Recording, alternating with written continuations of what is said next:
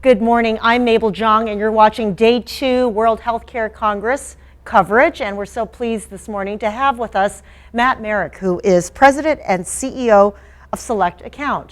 Matt, Good morning, thank Mabel. you so much for being here, and congratulations. Thank you for having me. And tell me, what is SelectAccount? SelectAccount is an HSA administrator. It's one of the 10th largest HSA administrators in the country. It's a subsidiary of Blue Cross and Blue Shield of Minnesota.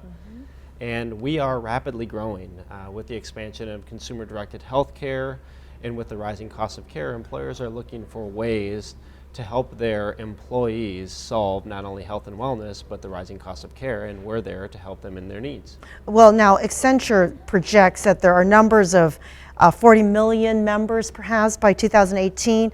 What do you think of those projections? Are we in line with them?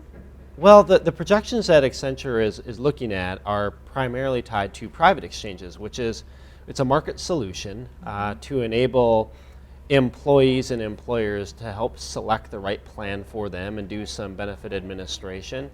If we've learned anything from the healthcare market space, it's that there is no, as I mentioned earlier, silver bullet, and that oftentimes our belief in how fast the market will grow is not as fast as the market actually does grow. There are a lot of new entrants in this space, in the private exchange space. There are upwards of 300 plus different companies offering private exchanges. However, the employers have been slow to adopt those technologies, and it's primarily due to one of two things.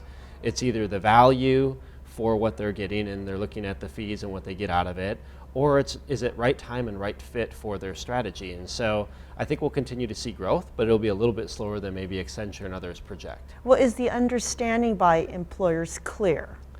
Oh, absolutely.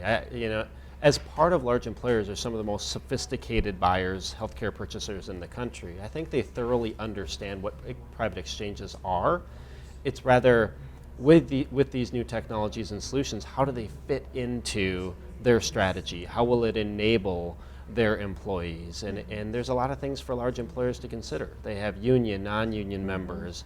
They're all looking at costs. They're looking at, do we have a high deductible health plan today? Will we implement one in the future? Will we continue healthcare coverage or healthcare coverage as a whole for the future and offering benefits, or do we want to get out of it and offer defined contribution and provide a lump sum of money to those employees? Okay, are there benefits to each, and do employers understand those clearly?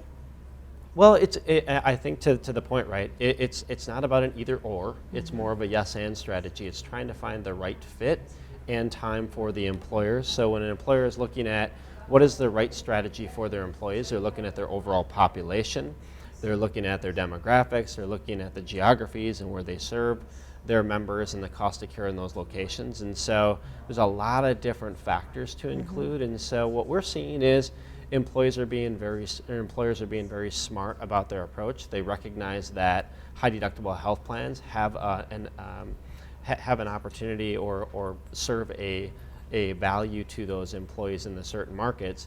Private exchanges can help those employers administer the benefits and help those employees select the plans, but it's not a solution for all.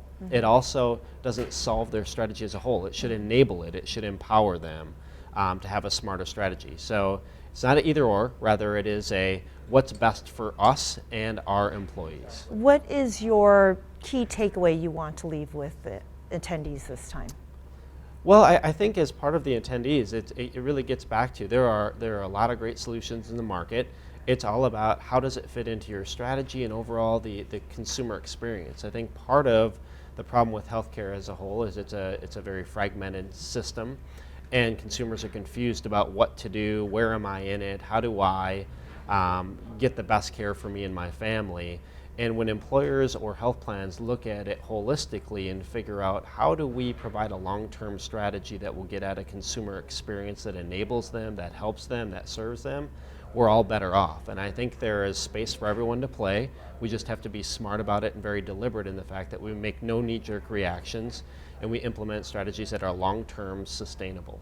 Okay, and we've enjoyed having you at the conference in the past, Matt. Why do you put this event on your calendar?